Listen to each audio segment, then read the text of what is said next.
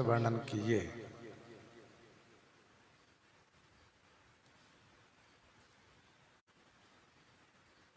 श्री चक्रवर्ती महाराज अवधेश जी राजसभा में विराजित हैं। चारों भाई नित्य नियम से निवृत्त होकर के पिताजी के पास आते हैं। पिताजी देखते ही बड़ी प्रसन्नता के साथ उन्हें हृदय से लगाते हैं और बैठने के लिए आज्ञा प्रदान करते हैं।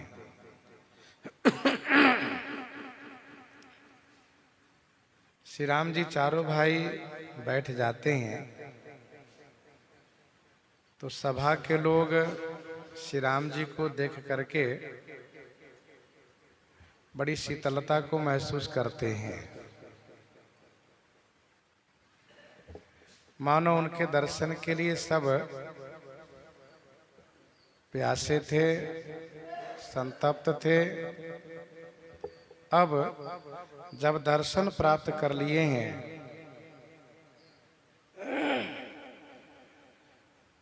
तो बड़ी प्रसन्नता हुई है। जब सब सभा में विराजित हो गए हैं तब गुरु श्री वशिष्ठ जी महाराज महामुनि विश्वामित्र जी के साथ आते हैं। इन दोनों गुरु जी को श्री चक्रवर्ती जी महाराज बड़े सुंदर श्रेष्ठ आसन पर विराजित कराते हैं।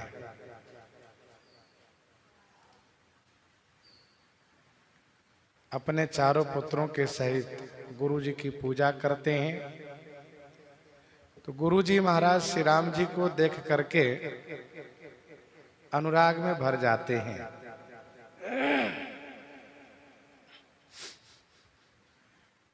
सभा में सब लोग पहले आते हैं, गुरु जी बाद में आते हैं। गुरु जी आकर के कथा सुनाते हैं। कथा सुनने वाले प्रेमी जन पहले से ही उपस्थित हो जाते हैं, जिससे कि कथा का कोई अंश छूटे ना।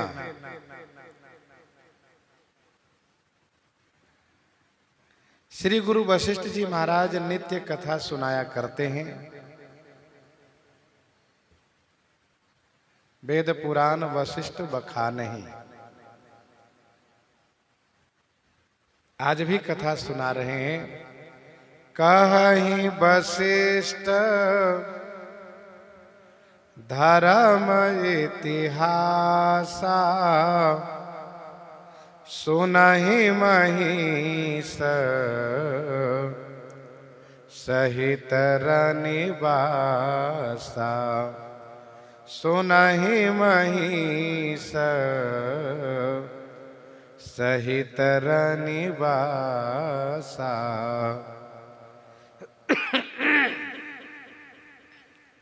श्री गुरु वशिष्ठ जी महाराज धर्म इतिहास कहते हैं।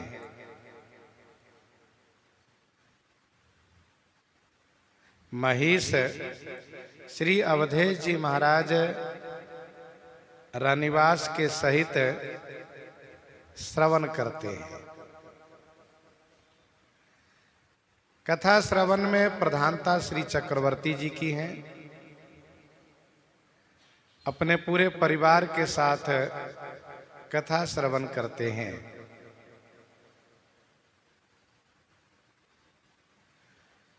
श्री गुरु वशिष्ठ जी महाराज धर्म इतिहास की कथा सुनाते हैं।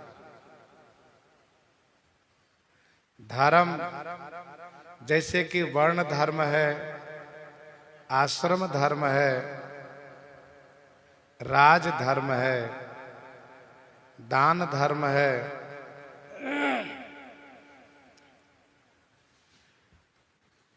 इन सभी धर्मों पर विशेष व्याख्या करते हैं।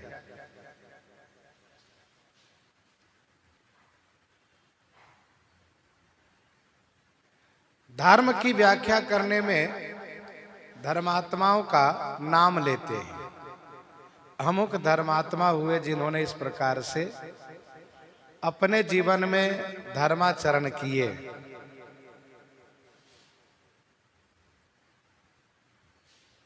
शिविदधीच हरिचंद नरेशा सहे धर्म हित कोटि कलेसा। सहे धर्म हित कोटि कलेसा। बड़े बड़े धर्मात्माओं का नाम लेते हैं, उनकी चर्चा करते हैं।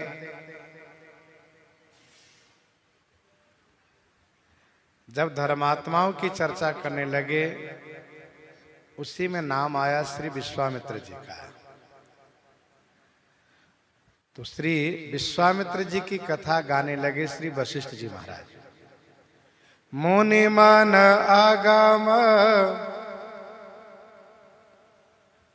गाधि सुत करनी मुदित वशिष्ठ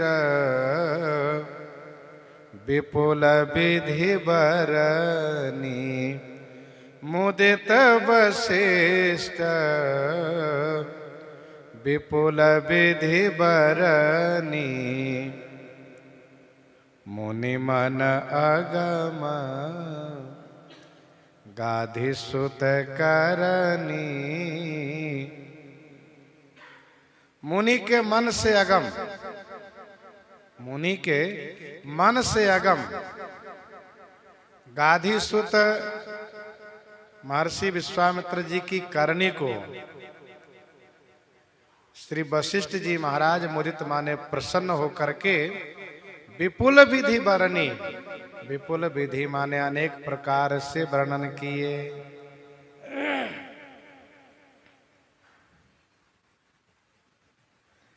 महाराज गाधी के पुत्र महर्षि विश्वामित्र जी की करनी मुनियों के मन से अगम है।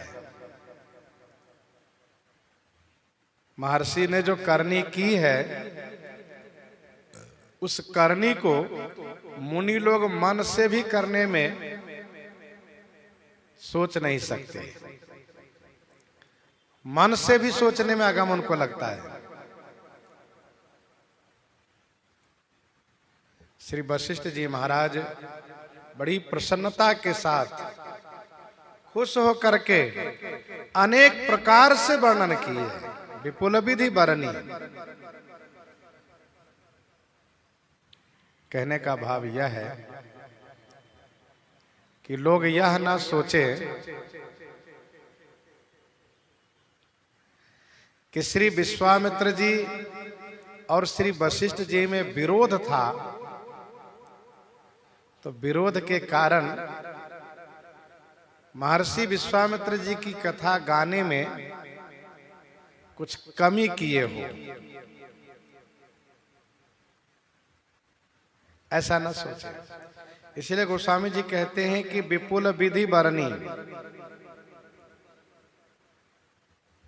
महर्षि श्री विश्वामित्र जी की कथा गाने में वशिष्ठ जी महाराज के हृदय में कोई संकोच नहीं। जबकि घटना बड़ी विचित्र है। घटना मारपीट हिंसा की घटना है, लेकिन श्री वशिष्ठ जी महाराज उत्तम हैं। उत्तम पुरुष वे होते हैं, उत्तम प्रकृति के वे लोग होते हैं जिनके हृदय में कोई द्वेष दुश्मनी नहीं रहती हो। काल कर्म स्वभाव के अनुसार यदि कहीं कोई बात बिगड़ भी जाती हो तो उसको अस्थायी रूप से मन में न रखते हो, वह उत्तम कहलाते हैं।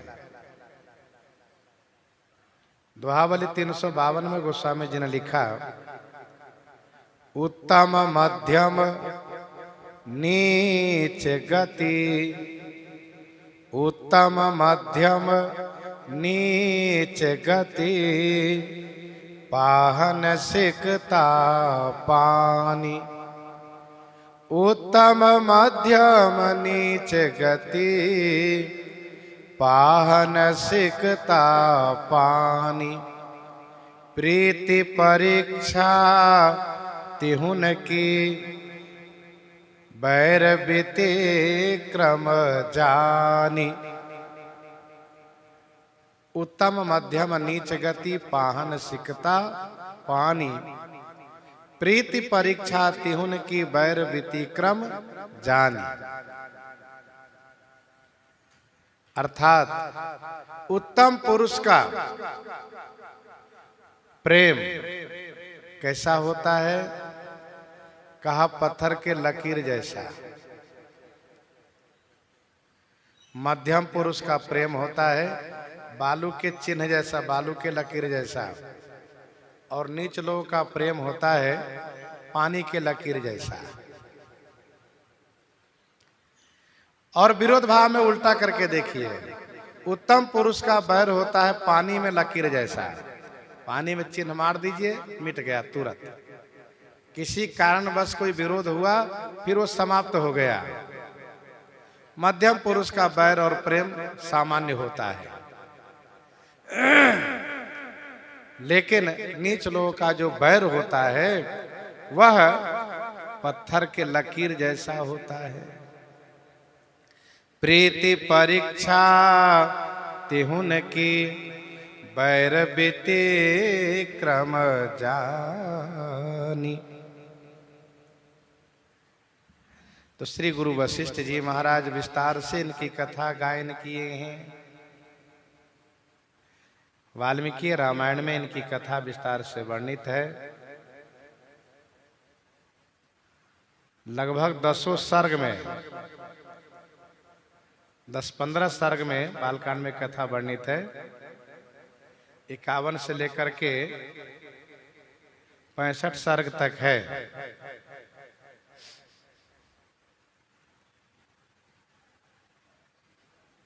क्षत्रिय के 3 वंश प्रधान रूप से माने जाते हैं, सूर्य वंश, चंद्र वंश और अग्नि वंश।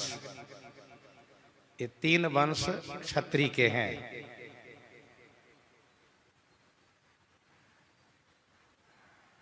अग्नि वंश में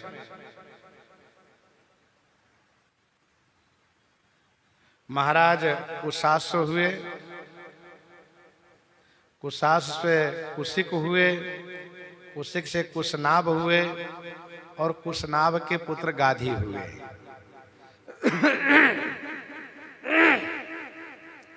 महाराज कृशाश्व, कृशाश्व से कुशिक और फिर कुशनाभ और कुशनाभ के गाधी। महाराज गाधी के पुत्र हैं श्री विश्वामित्र जी महाराज। इनका नाम कौशिक रखा गया था।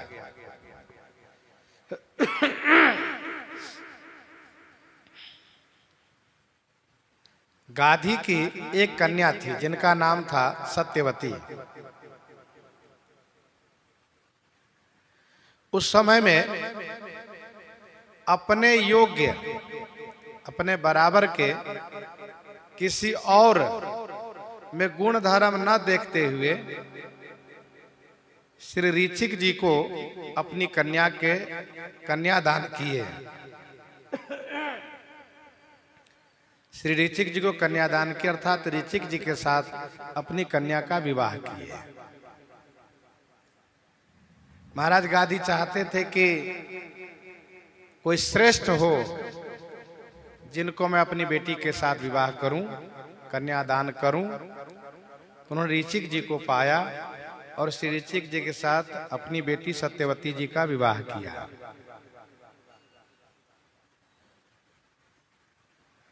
तब गाधी के कोई पुत्र नहीं थे। सत्यवती ने अपनी मां के कहने पर पति से निवेदन किया कि स्वामी आप ऐसी कृपा करें कि मुझे एक भाई भी प्राप्त हो और एक पुत्र भी प्राप्त हो।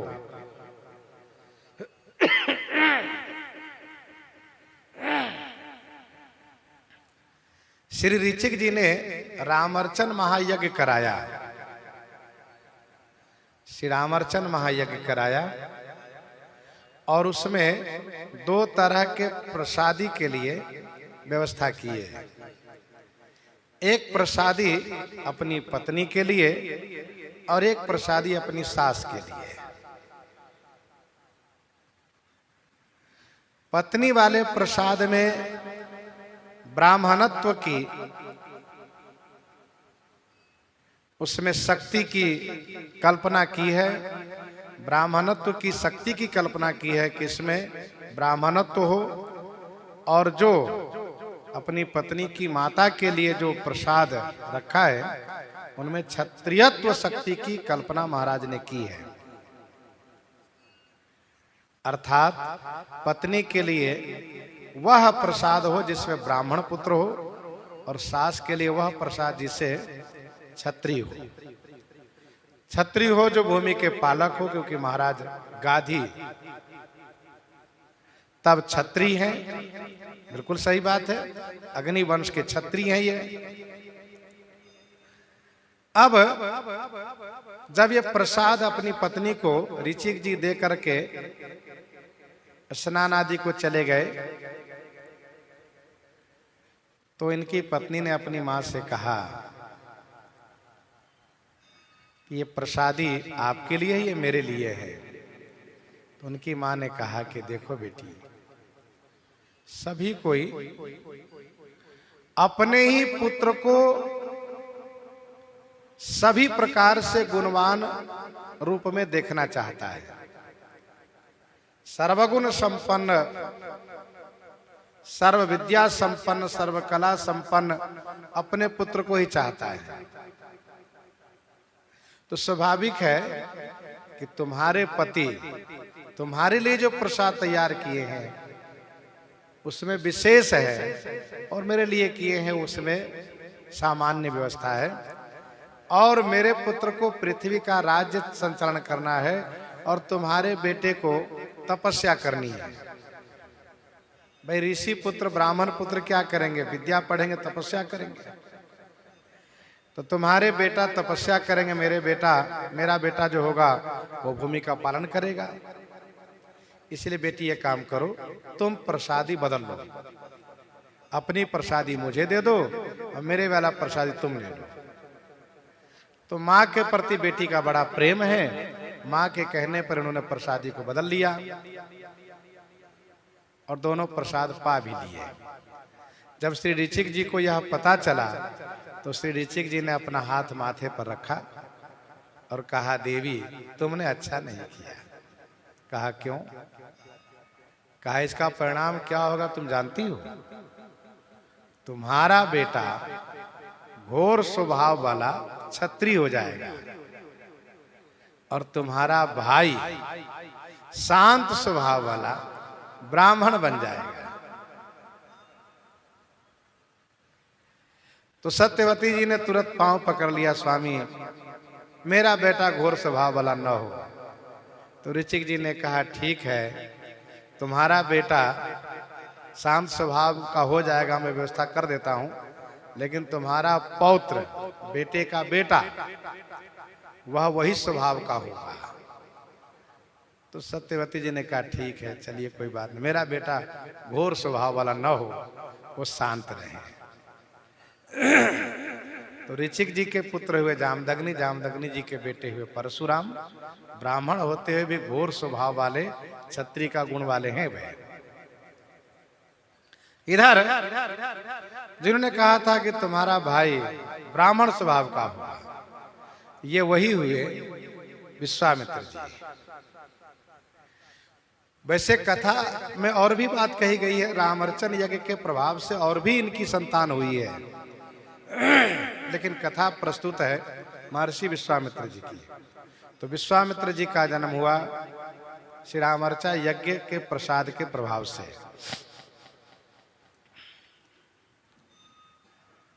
आगे चल करके महाराज गाधी ने देखा कि मेरा पुत्र कौशिक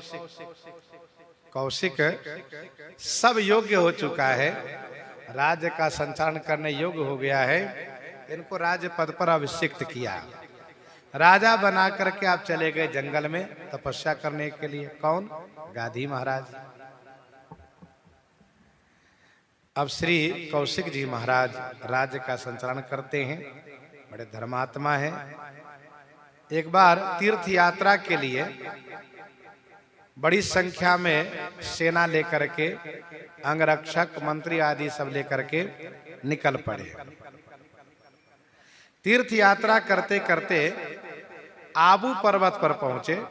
आबू पर्वत, जहां पर श्री वशिष्ठ जी महाराज का दर्शन हुआ। श्री वशिष्ठ जी महाराज को वंदन प्रणाम किए तो श्री वशिष्ठ जी ने कहा, राजन, हे कौशिक, आप मेरा आतिथ्य स्वीकार करें। कहा ठीक है, लेकिन सोचने लगे विश्वामित्र जी महाराज कि इनके पास कुछ है नहीं। 3 फूस की झोपड़ी है, 3 झोपड़ी है। एक है इनके रहने के लिए और दूसरी झोपड़ी है हवन के लिए और तीसरी झोपड़ी गौशाला है, गौ के लिए, उसमें गाय है। पता नहीं, इन्होंने कह दिया, हमने स्वीकार भी कर लिया। अब इन्होंने बड़े भाव से कहा कि मेरा आतिथ्य स्वीकार करिए। जैसे महर्षि भरद्वाज जी कहते, कंद मूल फल देहि हम, कंद मूल फल देहु लेहु करी छो।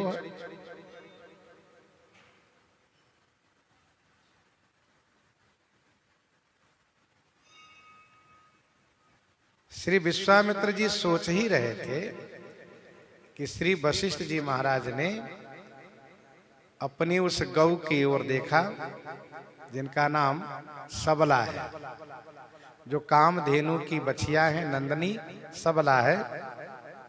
उनसे उनकी ओर देखा और उनकी ओर देखा तो उन्होंने तुरंत कृपा करी और देखते देखते सभी सामग्री उपस्थित हो गई। खाने के लिए, सोने के लिए, रहने के लिए सारे प्रबंधन हो गए। कैसे? जैसे महर्षि भरद्वाज जी श्री भरतलाल जी के आतिथ्य सत्कार में सब प्रबंधन कर दिए।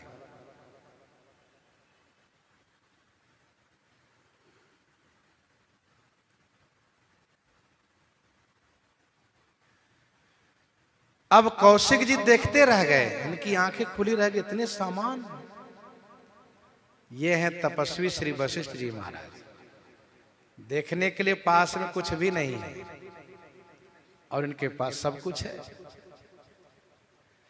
संत महात्मा की सिद्धाई यही होती है, भले ही वे फक्कर शाही जीवन जी रहे हो, लेकिन यदि वे चाह लें तो बहुत बड़ी व्यवस्था कर देते हैं। फक्कर शाही जीवन जीने के साथ साथ जहां चाहेंगे वहीं ऐसा इतना बड़ा यज्ञ का आयोजन कर देते हैं कि उसको देखने वाले देखते रह जाते हैं। ऐसा अन्न क्षेत्र चलाते हैं कि देखने वाले देखते रह जाते हैं। ये संतों की सिद्धाई है। तो श्री कौशिक जी ने कहा श्री वशिष्ठ जी से कि ऋषि श्रेष्ठ, आपने जो प्रबंधन किया है कैसे किया है, ये सारी व्यवस्था कैसे हुई है? तो श्री वशिष्ठ जी महाराज ने कहा, राजन, ये मेरी जो बछिया है ना, सबला, कामधेनु की बछिया है, बेटी है, नंदनी है, सबला, इनकी कृपा से सब हुई व्यवस्था। तो कौशिक जी ने कहा, फिर महाराज आप ये गौ हमें दे दीजिए, यह गाय हमें दे दीजिए, इनके बदले में आप मुंह मांगा जो चाहे ले लीजिए। गौ चाहिए, भूमि चाहिए, सोना चाहिए, मणि चाहिए, सब देंगे, लेकिन ये गौ हमें दे दीजिए। अब इनके मन में लालच हो गया, जब इनका इतना बड़ा प्रभाव है, जितना चाहे हम सब दे देंगे, फिर इनकी कृपा से सब हमें मिल ही जाएगा, जो चाहिए हम सब प्राप्त कर लेंगे। तो श्री गुरु वशिष्ठ जी ने एकदम से मना कर दिया कि हम दे नहीं सकते। क्यों? कहा, मेरा सर्वस्व है, मेरा धन है, मेरा जीवन है, इनको मैं नहीं दे सकता। तो उस समय में सेना के साथ कौशिक जी थे, राजा थे। अब राजा जो मन में ठान लें कि हमको यह प्राप्त करना है, तो उसके लिए राज शक्ति का प्रयोग भी कर लेता है वो। कौशिक जी ने कहा आप प्रेम से दे दें, हम यही चाहते हैं। और एक बात मैं और स्पष्ट कर दूं कि आप नहीं दीजिएगा तब भी हम ले जाएंगे। दे दीजिए इसी में अच्छा है, नहीं दीजिएगा तब भी हम ले जाएंगे। अच्छा, श्री वशिष्ठ जी महाराज बड़े शांत हैं। इन्होंने कहा नहीं, हम दे तो नहीं सकते हैं। तो जबरदस्ती उन्होंने उस गौ की डोरी खोल लिया, गौ को लेकर चलने लगे। तो गौ ने श्री वशिष्ठ जी की ओर देखा, क्या आपने मुझे परित्याग किया है? कहा नहीं। श्री वशिष्ठ जी ने कहा नहीं, मैं आपको भला परित्याग कैसे कर सकता हूं? तो फिर आप मेरी रक्षा क्यों नहीं करते हैं? मुझे बचाइए। तो श्री वशिष्ठ जी ने कहा ये राजा है, इनके पास इतनी बड़ी सेना है, मैं तपस्वी ब्राह्मण, मैं कैसे रक्षा करूं आपकी? राजा से विरोध कैसे ले लूं? तो कामधेनु ने कहा, सबला ने कहा कि आप रक्षा करना चाहे तो कर सकते हैं, लेकिन माना कि आप अपनी तपस्या का उपयोग नहीं करना चाहते हैं, तो आप मुझे आज्ञा दें, मैं अपनी रक्षा कर लूं। तो श्री गुरु वशिष्ठ जी ने कहा हाँ कर लीजिए, आप अपनी रक्षा शुरू स्वयं कर लीजिए। ओ महाराज, फिर तो नंदनी ने, उस गौ ने गोबर से, मूत्र से, खून से इतनी संख्या में सैनिक उत्पन्न किया, सब अस्त्र शस्त्र लिए हुए उनके शरीर से प्रकट हो रहे हैं।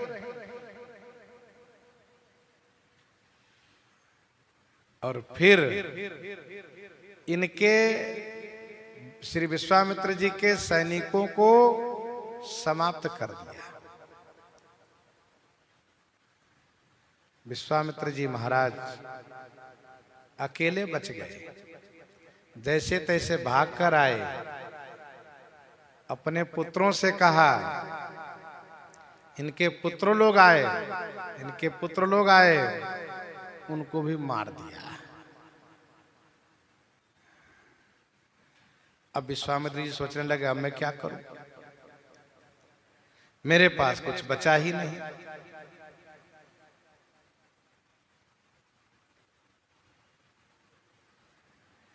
फिर विश्वामित्र जी ने एक पुत्र को, उनके बहुत से पुत्र थे, 100 तो मारे गए इधर ही, एक पुत्र को राज दे करके और तपस्या करने के लिए गए। तपस्या करके श्री शंकर जी को प्रसन्न कर लिए। श्री शंकर जी ने प्रकट होकर के कहा कौशिक क्या चाहिए, मांगो। तो इन्होंने मांग किया कि मुझे सभी अस्त्र शस्त्र प्राप्त होना चाहिए, जितने दैवीय अस्त्र शस्त्र हैं सब मुझे प्राप्त हो जाए। भगवान शिव ने तथास्तु किया। फिर तो सभी दैवीय अस्त्र शस्त्र इनको प्राप्त हो गए। उन दिव्य अस्त्र शस्त्र के बल पर आकर के श्री वशिष्ठ जी को फिर ललकारना शुरू किया। जब श्री वशिष्ठ जी को ललकारा और ललकार करके अस्त्र शस्त्र बरसाना शुरू किया, ऐसा लग रहा था कि आज विश्वामित्र जी श्री वशिष्ठ जी के आश्रम सहित इनको सबको समाप्त कर देंगे। लेकिन धन्य है श्री वशिष्ठ जी महाराज, जिन्होंने अपने ब्रह्मदंड के सामने उनके सभी अस्त्र शस्त्र को निष्फल कर दिए। उनके द्वारा छोड़े गए ब्रह्मास्त्र भी व्यर्थ हो गए।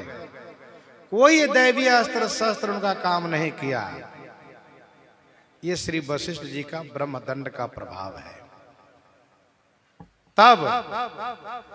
तब विश्वामित्र जी महाराज ने मन में संकल्प लिया कि भाई अब मैं ब्राह्मण बनूंगा। क्यों? क्योंकि क्षत्रिय बल ब्राह्मण बल के सामने कुछ नहीं है। धिग बलम क्षत्रिय बलम ब्रह्म तेजो बलम बलम। ऐसा कहते हुए संकल्प किया कि मैं ब्राह्मण बन के रहूंगा, ब्रह्म तेज अर्जित करूंगा और उस ब्रह्म तेज से फिर मैं इनसे टक्कर लूंगा। इस भावना से तपस्या करने चले गए। विश्वामित्र जी महाराज तपस्या कर रहे हैं। बहुत कठिन तपस्या किए तो श्री ब्रह्मा जी महाराज प्रकट होकर के उन्होंने ये कहा कि कौशिक जी, अब आप आज से राजर्षि हो गए। अब राजर्षि आज से हो गए, ऐसा कहा है। फिर तपस्या शुरू की। जब घोर तपस्या कर रहे थे कि एक दिन त्रिशंकु जी आ गए। महाराज क्या हुआ? श्री वशिष्ठ जी के बेटे ने मुझे चांडाल बना दिया है। क्यों? कहा मैंने वशिष्ठ जी से कहा मुझे सशरीर स्वर्ग पहुंचाने वाला यज्ञ करा दीजिए, उन्होंने मना किया। और यही जब मैंने उनके पुत्रों से कहा तो वे उन्होंने भी मना कर दिए। और जब मना कर दिए तो मैंने उनसे कहा कि दूसरा पुरोहित बनाऊंगा, दूसरा गुरु बनाऊंगा। तो उनके बेटे नाराज हो गए और नाराज होकर के हमें चांडाल बनने का श्राप दे दिया। हम चांडाल हो गए। विश्वामित्र जी ने कहा चिंता मत करो, तुमको मैं स्वर्ग जाने वाला यज्ञ करा के स्वर्ग भेजता हूं, ठहरो। मेरे पास तप है। और फिर तप का प्रभाव प्रकट किया। उन्होंने बहुत बड़ा यज्ञ आयोजन किया। लेकिन उस यज्ञ में ऋषि महर्षि नहीं आ रहे हैं। क्यों? यह कहते हैं कि जिस यज्ञ के यजमान चांडाल है और यज्ञाचार्य क्षत्रिय है, उस यज्ञ में हम लोग नहीं जाएंगे, बहिष्कार कर दिए। जब बड़े बड़े ऋषि मनीषी लोग यज्ञ को बहिष्कार कर दिए, तब विश्वामित्र जी ने कहा कोई मत आओ, मैं इनको तपस्या के प्रभाव से स्वर्ग भेजूंगा। और उन्होंने तुरंत तप का संकल्प किया और त्रिशंकु जी को भेज दिया स्वर्ग, जाओ। अब चांडाल ऊपर गया स्वर्ग में। ऊपर गया, देवराज इंद्र ने देखा ये चांडाल यहाँ कैसे आया। गुरुद्रोही चांडाल, गुरु जी से द्रोह किया है इसने। वहां से धक्का दे दिया और धक्का दिया तो ऊपर से गिरने लगा वो। और गिरने लगा तो पुकार करना शुरू किया, महाराज बचा लीजिए, महाराज बचा लीजिए, महाराज। तो श्री विश्वामित्र जी ने देखा अरे तो उसको ऊपर से गिरा दिया गया। तो तुरंत हाथ में जल लिया और जल को पढ़ करके संकल्पित करके ऊपर फेंक दिया। कहा तिष्ठ, वहीं रहो, नीचे मत आओ। तब तक वो उल्टा ही टंगा था, सिर नीचे पैर ऊपर था। तिष्ठ, वहीं रह जाओ, वहीं रह। गुरु जी अब क्या होगा? कहा चिंता मत करो, मैं तुम्हारे लिए व्यवस्था करता हूं। फिर विश्वामित्र जी महाराज ने सोच विचार करके निर्णय किया कि मैं दूसरा स्वर्ग बनाऊंगा और उस स्वर्ग के अधिपति त्रिशंकु होगा। मैं दूसरा ब्रह्मांड बनाऊंगा, दूसरी सृष्टि करूंगा। और इसके लिए उन्होंने तुरंत सृजन कार्य शुरू कर दिया। सप्तऋषि मंडल भी बनाए और भी तमाम बनाए और संसार में बहुत से सामान बनाना शुरू किए, बहुत सी वस्तु बनाना शुरू किए। सप्तऋषि मंडल नक्षत्र वगैरह बना करके बनाना शुरू किए। विश्वामित्र जी को ब्रह्मा जी से श्रेष्ठ वस्तु बनाने का निर्णय हुआ है। भले वो तमोगुनी हो चाहे रजोगुनी हो, उससे मतलब नहीं है। दूध देने वाली गौ है तो गौ के बदले में विश्वामित्र जी ने भैंस बनाया। कहा गौ से ज्यादा दूध देंगी भैंस, और भैंस का जो पड़वा होगा वह बैल से ज्यादा मजबूत होगा, किसान के लिए विशेष उपयोगी होगा। तो वो भैंस बनाए विश्वामित्र जी। ब्रह्मा जी ने हाथी बनाया था तो हाथी की सूंड है, कैसे गर्दन लंबा वाला बनाऊंगा, ऊंट बनाया। विश्वामित्र जी ऊंट बना दिए। अब देखिए इनकी तपस्या, इनकी जिद देखिए कि हम उनसे कम नहीं, गौ के बदले में भैंस बनाया, हाथी के बदले में ऊंट बनाया, बकरी के बदले में भेड़ बनाया, ताड़ के बदले में नारियल बनाया, बड़हल के बदले में कटहल बनाया, चेना के बदले में सावा बनाया, जौ के बदले में गेहूं बनाया, चना के बदले में बड़ी मटर बनाया, मड़ुआ के बदले में कांगुन बनाया, काली मटर के बदले में लाल मटर बनाया और अकड़ी के बदले में खेसारी बनाया।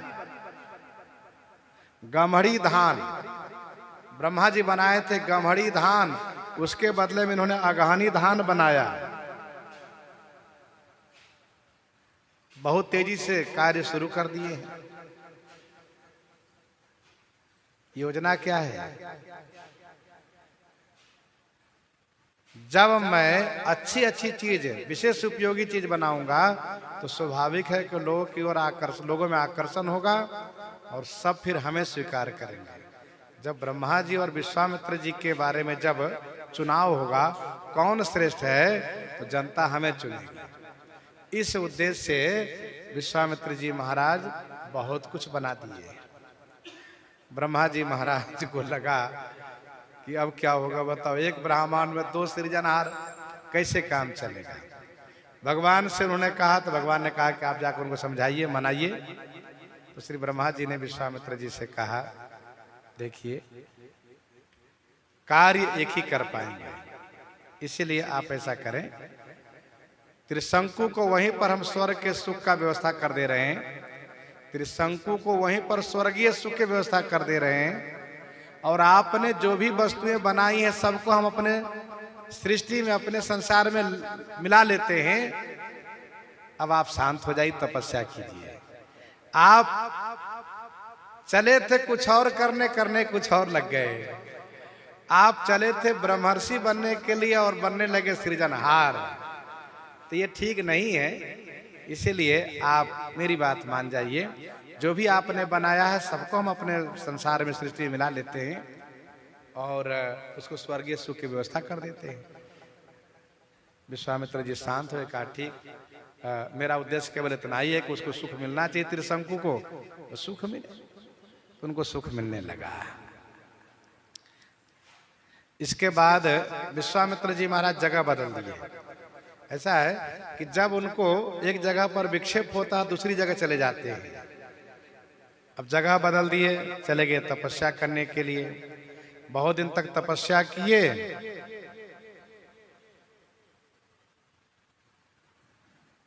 तो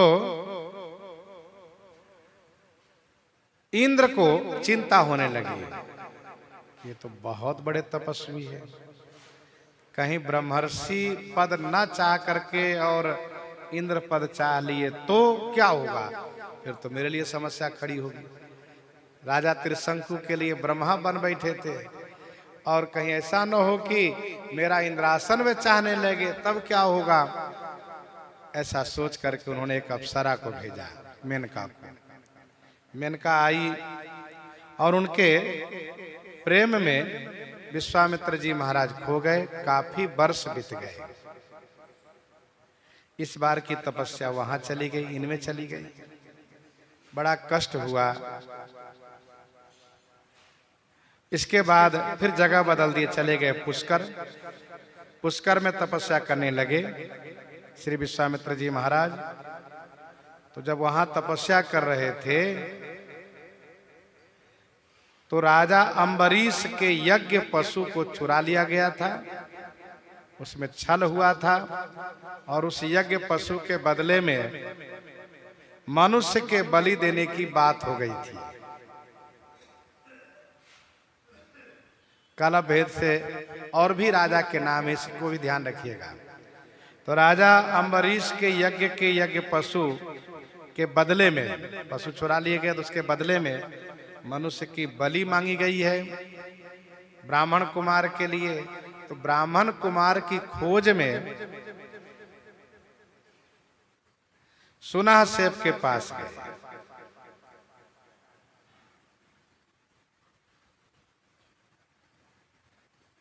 ऐसा कहा जाता है कि ऋषि के पुत्र सुना से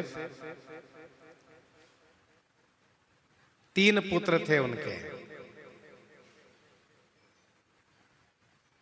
सुनो पूछ, सुना से, सुनो लांगुल। तो पिताजी ने कहा कि बड़ा बेटा मुझे प्यारा है। माँ ने झट से कह दिया छोटा बेटा मुझे प्यारा है। तो बीच वाला था सुना से, उसने देख लिया कि बड़ा को पिताजी स्वीकार कर लिया, छोटे को माँ ने स्वीकार कर लिया, अब हम तो बीच वाले ठहरे।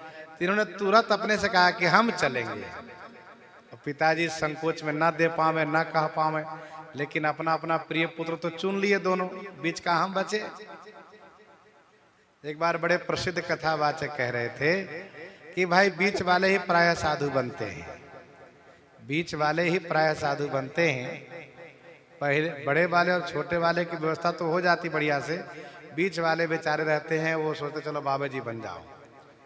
लेकिन ये अपवाद रूप में है। बहुत ऐसे हैं जो छोटे भाई ही बाबा जी बने हैं, बहुत ऐसे हैं बड़े ही बाबा जी बने हैं, इसमें कोई संशय नहीं। लेकिन फिर भी अब उनका एक अपना अनुभव था, उन्होंने कहा। तो सुना से अपने देखा कि माता पिता हमको छोड़ दिए। भाई किसी भी क्षेत्र में बीच वाले बीचे में रह जाते हैं, या तो प्रथम नंबर पर हो या तो बिल्कुल अंतिम नंबर पर हो। अंतिम पौदान हो या नीचे वाला पौदान हो तभी ठीक है। तो सुना से चल दिए। सुना से जब चल दिए हैं तो लेकर जब चले हैं उनको, तो कहा कि सुनो मामा जी को प्रणाम कर लेता हूं, मामा जी को प्रणाम कर लेता हूं। तो मामा जी को प्रणाम करने आए विश्वामित्र जी महाराज को। तो मामा ने पूछा क्या बात है? कहा ऐसी बात है मामा जी, बड़े भैया को पिताजी ने और छोटे भैया को माँ ने स्वीकार कर लिया, तो मैं स्वयं चल दिया यज्ञ के बलि पशु बनने के लिए। अब मामा जी आप कृपा करिए मुझे बचा लीजिए, तभी मैं बच पाऊंगा। तो कथा इस प्रकार की है कि विश्वामित्र जी महाराज ने अपने और बेटों से कहा, कुछ बेटे और भी इनके हैं, कहा तुम चले जाओ इसके बदले में। तो सबने मना कर दिया, कहा नहीं हम नहीं जाएंगे। तो उनको श्राप दे दिए, नाराज होकर श्राप दे दिए। और सुना सेब को 2 मंत्र दिया, 2 मंत्र दिया और कहा सुनो, जब तुम्हें खंभे में बांध दिए जाएंगे बलि पशु मान करके, तो तुम पहला श्लोक को मंत्र को पढ़ना, तो तुम बंधन से मुक्त हो जाओगे, तुम्हारा बंधन अपने आप खुल जाएगा। और दूसरा कहा, दूसरा मंत्र जब पढ़ोगे तो वरुण देव प्रसन्न हो जाएंगे, वरुण देव के नाम से यज्ञ है, वे खुश हो जाएंगे, वो प्रकट होकर के तुम्हारी रक्षा करेंगे और जो विरोधी लोग हैं उनको दंडित करेंगे। तो इस बार की तपस्या बाबा की इनकी रक्षा में गई। लेकिन ध्यान दीजिएगा, विश्वामित्र जी महाराज दृढ़ संकल्पित है कि मैं तप छोड़ूंगा नहीं। देखो जीवन में साधना काल में विघ्न आता है, बाधाएं आती है, इसका मतलब यह नहीं कि साधना को छोड़ देना चाहिए, सो नहीं, करते रहो। एक साधक बहुत अनुष्ठान किया और अनुष्ठान करके वह ऊब गया, कहा छोड़ो अब नहीं करेंगे। उसी समय उसने एक चींटी को देखा दीवार पर चढ़ रही है, देखा चींटी चढ़ रही गिर जा रही, चढ़ रही गिर जा रही है। दीवार में चिकनापन है, लेकिन चढ़ते गिरते में देखा कि अंतिम बार वो चढ़ के पार हो गई। तो इनको शिक्षा मिल गई कि नहीं नहीं हमको करना चाहिए अनुष्ठान, पीछे नहीं हटना चाहिए। देखिए मानव में वह शक्ति भगवान ने दी है कि मानव यदि अपने संकल्प को मजबूत बना करके चले, इच्छा शक्ति को मजबूत बना करके चले, दृढ़ संकल्पित हो, तो कभी न कभी उनका संकल्प अवश्य पूरा होगा, इसमें कोई संशय नहीं है। विश्वामित्र जी महाराज ने सोचा इस बार की तपस्या तो चली गई, फिर तपस्या शुरू किया। अब की बार बहुत दिन तक तपस्या करते रह गए तो श्री ब्रह्मा जी आए और ब्रह्मा जी ने कहा, राजर्षि जी अब आप ऋषि पद प्राप्त कर गए। इन्होंने कहा कि ब्रह्मर्षि ने कहा नहीं, अभी ऋषि। तब राजर्षि हुए थे, अब ऋषि, अभी और तपस्या कीजिए और प्रतीक्षा कीजिए। कहा ठीक है। तपस्या करने लगे। फिर भाई तपते अगमन कछ संसारा, तप से क्या नहीं पाया जा सकता है। किसान जो खेती करता है तो ये उसकी तपस्या है। विद्यार्थी जब पढ़ता है तो उसकी तपस्या है। साधु भजन करता है, उसकी तपस्या है। तो तपते अगमन कछ संसारा, तप करें तो, लेकिन तपना चाहिए उसमें।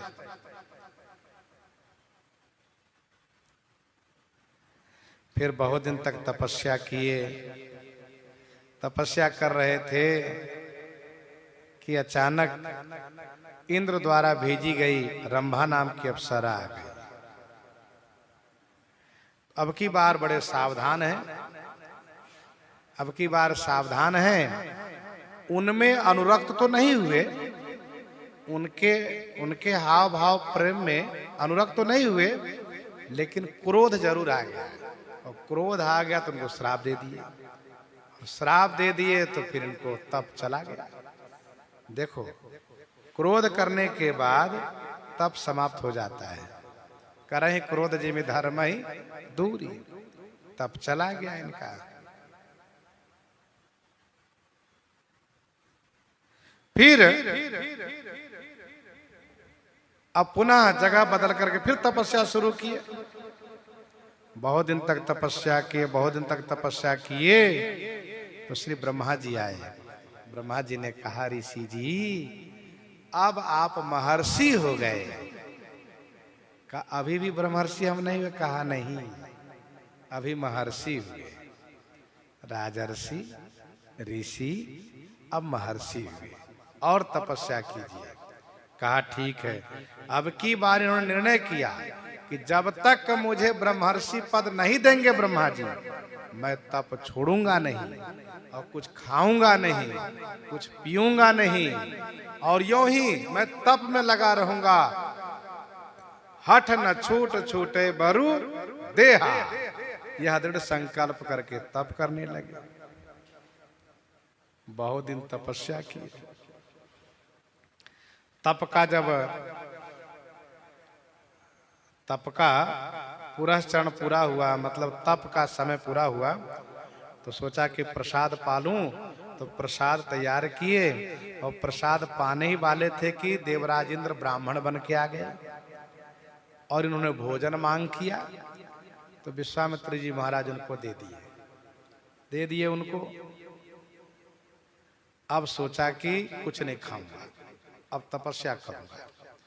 अब तपस्या करने लगे। तपस्या करते करते करते करते इतना तप किया इन्होंने, इतना तप किया कि तप के तेज से इनके सिर से धुआं निकलने लगा, अग्नि की ज्वालाएं निकलने लगी। देवता लोग घबरा गए। देवताओं ने ब्रह्मा जी से कहा, पितामह, हे जगत रचयिता ब्रह्मा जी महाराज, उनको रोकिए, नहीं तो इनके तप अग्नि में सारा संसार भस्म हो जाएगा। ब्रह्मा जी महाराज आए। ब्रह्मा जी ने कहा, हे महर्षि, अब आप ब्रह्मर्षि हो गए। आज से आप ब्रह्मर्षि हो गए। फिर इस बात को प्रमाणित कराने के लिए कहा, नहीं, जब तक हमारा विरोधी शत्रु स्वीकार नहीं करेगा तब तक मैं नहीं मानूंगा। यद्यपि वेद ने स्वीकार किया, फिर भी इनका मन नहीं माना। कहा, आपका पुत्र वशिष्ठ जब मुझे स्वीकार कर लेगा ब्रह्मर्षि पद, तब मैं मानूंगा। तो श्री ब्रह्मा जी ने श्री वशिष्ठ जी को याद किया।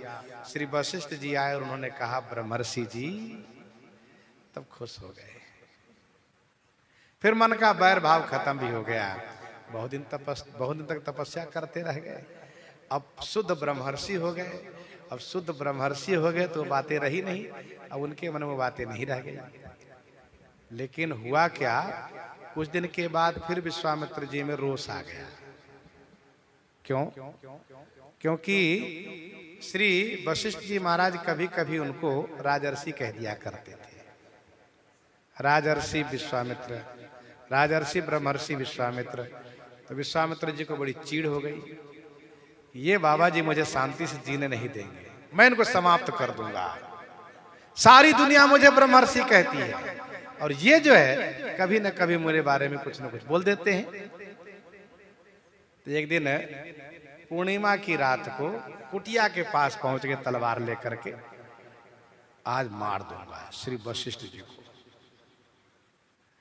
तो वशिष्ठ जी महाराज कुटिया के बाहर निकलते हैं और कहते हैं, अरुंधति जी, उनको नहीं मालूम कि विश्वामित्र जी आए हैं। उन्होंने सहज भाव से कहा, अरुंधति जी देखिए, आज के चंद्रमा ऐसे चमचमा रहा है जैसे कि मानो महर्षि विश्वामित्र जी की कीर्ति जगमगा रही हो। तो विश्वामित्र जी ने कान से सुना, अरे ये तो मेरी प्रशंसा कर रहे हैं और मैं इनको मारने आया हूं। तो तलवार फेंक दिया और आए, प्रणाम किए, कहा ये बताइए कभी कभी आप हमको इस प्रकार से क्यों चिढ़ाते हैं? जब मुझे गुस्सा लग गई थी, मैं आपको मारने आया था, आज सत्य बता रहा हूं, लेकिन आपने मेरी प्रशंसा कर दी कि चंद्रमा की चांदनी इस प्रकार से चमचमा रही जैसे महर्षि विश्वामित्र जी की कीर्ति चमचमा रही हो। तो श्री वशिष्ठ जी ने कहा, आप ब्रह्मर्षि तो बन गए, लेकिन अभी भी आप कुछ अस्त्र शस्त्र लिए रहते हैं, इसलिए मुझे कहना पड़ता है। ब्रह्मर्षि हैं तो अस्त्र शस्त्र लेने की क्या जरूरत है? तो विश्वामित्र जी ने उस दिन से निर्णय किया कि अब मैं आज से कोई अस्त्र शस्त्र नहीं लूंगा। इनके पास अस्त्र शस्त्र की सारी विद्या तो है, तभी तो इन्होंने श्री राम जी को सब सौंप दिए। आयुध सर्व समर्पिके प्रभु निज आश्रमानी। अच्छा, जिनके पास जो रहता है, जिसका अभ्यास, जिससे अस्त्र शस्त्र हो, अस्त्र शस्त्र चलाए हो, वो भले उसको घर में रख दे, संन्यास ले ले, ना चलावे।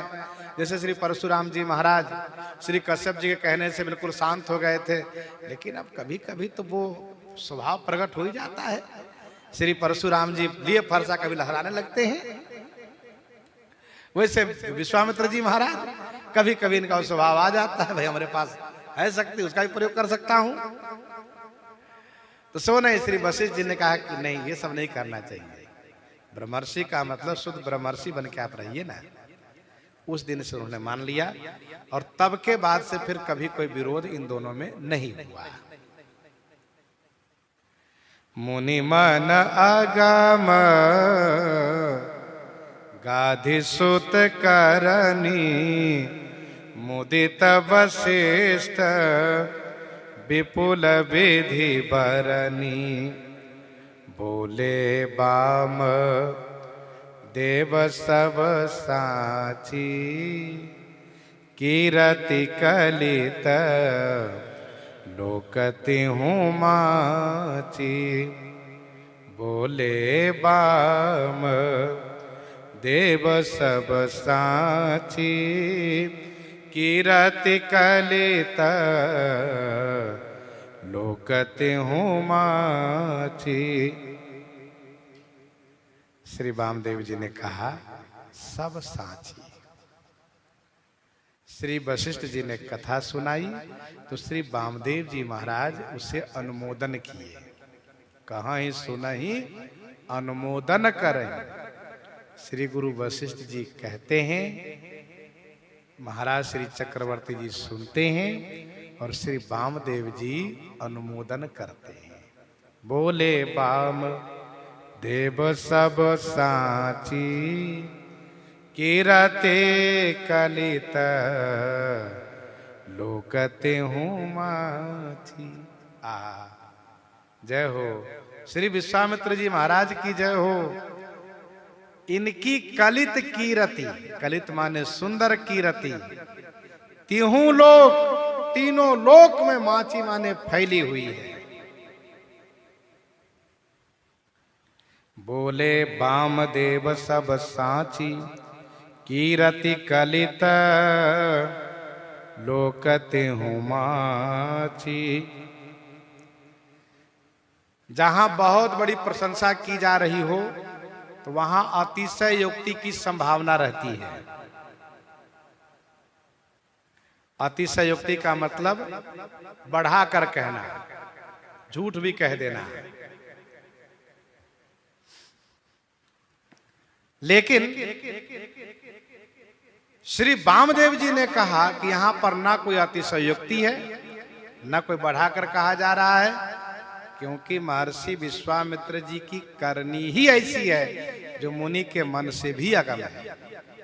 अब बताइए, एक चांडाल राजा को स्वर्ग भेज देना और स्वर्ग से उनको धक्का दे देने के बाद नई सृष्टि की रचना शुरू कर देना, और इतनी सारी बाधाओं के बाद भी, इतनी सारी बाधाओं के बाद भी, तमाम प्रकार की बाधाएं आई तपस्या करने में, लेकिन इन्होंने ब्रह्मर्षि पद को प्राप्त करके रहा।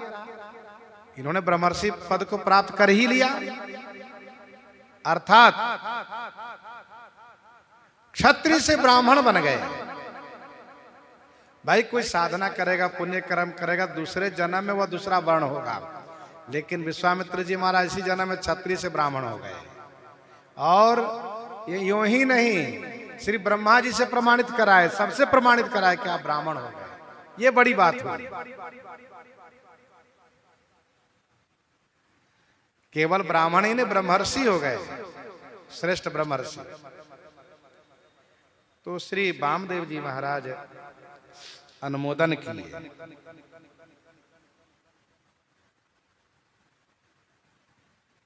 वास्तव में वह कथा, वह वक्तव्य, वह विचार सबके लिए कल्याणकारी सिद्ध होता है जो सज्जनों द्वारा अनुमोदित हो।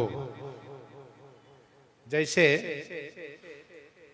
श्री विभीषण जी महाराज रावण की सभा में जब कल्याणकारी बातें कहते हैं, अपना विचार रखते हैं, तो श्री माल्यवंत जी कहते हैं, तात अनुज तव नीति विभूषण, तात अनुज तव नीति विभूषण, और सोर धरहु जो कहत विभीषण, सोर धरहु जो कहत विभीषण। इस प्रकार से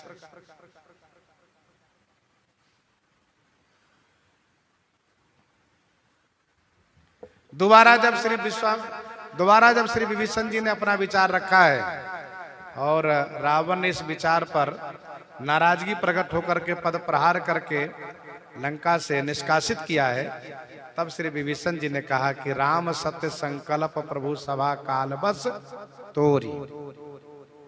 राम सत्य संकल्प प्रभु सभा काल बस तोरी कहने का भाव यह है कि जिस सभा में, जिस समाज में श्रेष्ठतम बात कही जाती हो और सभा उसको अनुमोदन नहीं करती है, तो उस सभा का विनाश होता है, वह सभा बहुत जल्दी समाप्त हो जाती है।